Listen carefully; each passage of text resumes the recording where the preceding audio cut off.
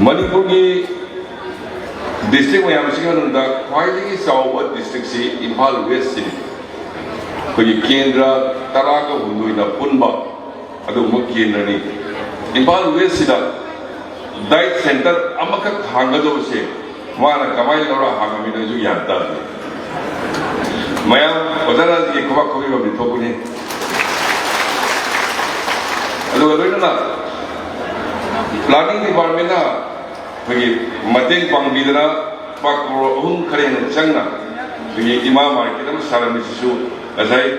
kino address ni brahayra biduni senmilonda joba kana mama porkane na wena imam market sisu yana na phajana even mama gi singam gadu block ka thana tanan ba jaga am semi hai dare aduna oirkan ba diet college siga imam market siga lapsan kendra gi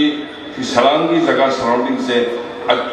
quickly with the say karagi manunda topa kugi sakta mama porkani hayado ai ihana thamjari